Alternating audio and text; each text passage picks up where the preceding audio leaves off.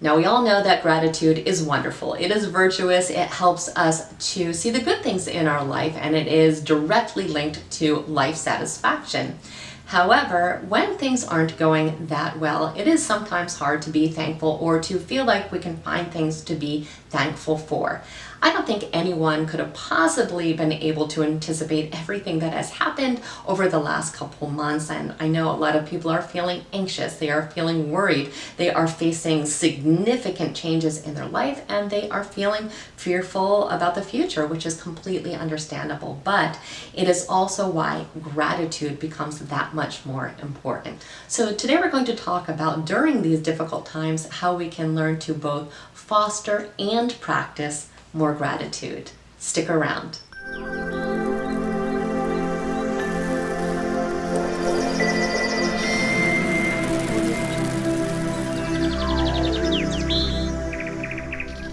Welcome back. My name's Nena, and I'm a life coach that specializes in personal development. Here at this channel, we talk all about our emotional well-being, understanding our own psychology, and leading our best life possible. So if you aren't already a subscriber, please take a moment and become one. We definitely want you to stay connected. So we all know on some level that when we go through difficult times, we end up gaining a lot of insight in the end, we can gain a lot of strength, and always something good happens because of every single negative. However, when we're actually in that situation, it's kind of challenging to feel that way, and certainly it can be difficult to feel thankful for what is happening. But gratitude is actually extremely important, and it is directly linked with our life satisfaction and our happiness. It improves our relationships. It reduces negative emotions like frustration, anger, envy, and regret. It enhances empathy and reduces aggression. It improves our self-esteem, and it lessens the impact of social comparison.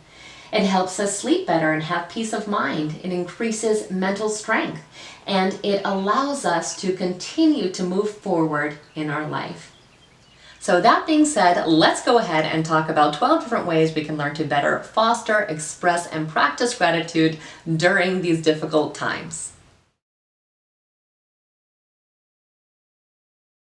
So the first thing that we need to do is to get a gratitude mindset, and that simply means we need to look for things to be thankful for, because they are always there.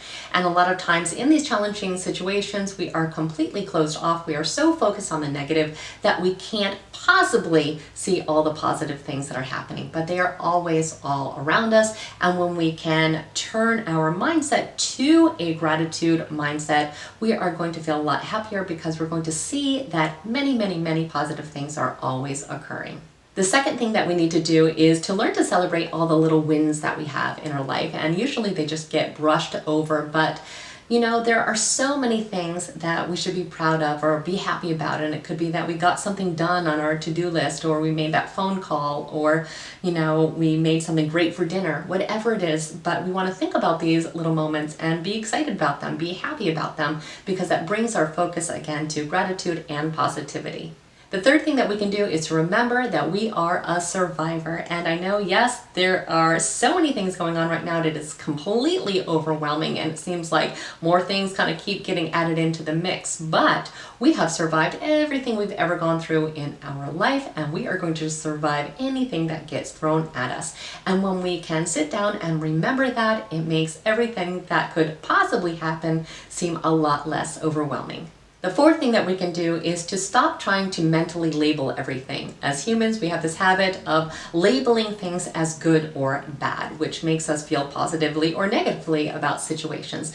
But nothing really is positive or negative in and of itself. It is just neutral, and it is our mindset and our perception which makes it good or bad. So if we kind of leave it open-ended and we are just open to the experience, we are more likely to be able to, in the end, perceive things to be positive if we don't automatically label them as negative. The fifth thing that we can do is to stop resisting life. And I know this can be very challenging for many of us, because a lot of us have a specific blueprint for our lives where we feel very passionately that it should go a very specific way. And when that does not happen, it can feel very overwhelming. But if we can learn instead to kind of embrace uncertainty and see what opportunities present themselves, we can oftentimes find things for our lives that are so much more enjoyable and so much more meaningful than what we had initially planned. The sixth thing that we can do is so important, and that is to remember to have a sense of humor. I really don't know what happens to us as we get into adulthood. A lot of times we just feel like we need to make things way more serious than they need to be. And yes, some things really are serious, some things we really can't laugh about, but so many things we can, or we make into such bigger deals than they really need to be. So it's learning to find that balance of the things that, really we can't laugh about, but the things that we can, let's go ahead and laugh about and have joy and humor in our life, because it just makes life that much more enjoyable. The seventh thing that we can do is to remember to practice mindfulness, and that is something that I stress in video after video because it is one of the biggest keys to having a peaceful life. So again, if we're just worrying about everything that could potentially happen in the future, or thinking about all those terrible things in the past that we really can do nothing about, of course we're going to feel a lot of suffering, and of course we're not going to feel that grateful for the things in our life. But when we can really stay in the present moment, we can see the good things around us, because there's always good things happening, and when we're in this moment, we are, just much more aware of them. So practicing mindfulness is actually very essential to be able to practice real gratitude. The eighth thing is to look for the lessons in the situation. So a lot of times the situation itself, maybe not the best situation, but what we learn from the situation is something that we can be grateful for. I can think of 1,000 examples in my own mind of situations that I would never, ever, ever want to repeat. However, what I gained from going through those situations has helped me so much in my own life. And so I am deeply grateful that those things actually happened. So if we can look for the lessons that we learn in the experience, it actually helps us to practice a lot more gratitude about them. The ninth thing that we can do is to keep a gratitude journal. This is something that I have said in many videos because this has been something that has truly changed my own life. So a gratitude journal is just simply a safe space where you can write down all the things that you are thankful for. And sometimes just seeing these things in black and white just helps you to remember all the good things that actually exist in your life. And you can also go back sometimes when you need a little reminder and just read some of these things, and you realize, wow, I really am blessed. I am so thankful for having these things. And you can also have the practice of in the morning or in the evening just writing down some new things that maybe happened during that day or other things that you have thought of. But it really helps bring the focus back to all those things that you are truly grateful for. Now, the 10th thing that we can do is a brand new skill for me, and certainly something that I struggled with in the past, and that is to learn to be excited by and to embrace uncertainty. So a lot of times we don't feel grateful for situations that are happening because we feel like we can't control them. We feel like, maybe they're not in alignment to our plans. We'd like to know exactly what is going to happen all the time, and that is not always possible. So if this is something that you struggle with, I did make a video about that. I will go ahead and link that below so you can have that resource. But we want to start thinking of it as an adventure. It is fun to not necessarily know exactly what is going to happen. We have gotten so used to life being boring, and we learn to really embrace boring. But instead, let's think of it as an adventure and be grateful for every moment of it. The 11th thing that we can do is to actually tell people how we feel. So a lot of times we really are deeply thankful for people, but they have no idea because we never tell them that.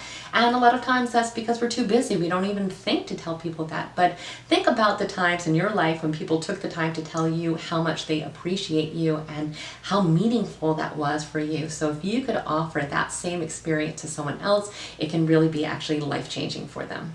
And the 12th thing that we can do is to learn to take better care of ourselves, because we feel a lot more gratitude in our life when we're actually feeling well. And that means we need to get enough sleep. We need to be managing our stress. We need to be eating well. We need to be exercising, because when we are feeling like our best self, we can absolutely see all the good things in our world. But when negative things are happening, we tend to really be skimpy on the self-care, and we start to really get flooded with negative negative emotions. So if we can really manage that, it's going to do nothing but really help us see all the wonderful things in our life that we are indeed just so grateful for. So these are 12 steps that we can use to help us foster and practice more gratitude in our life, because when we, again, practice that gratitude, it really shifts us into a mindset where we are focusing on all the good in our life, and where our attention goes, energy flows.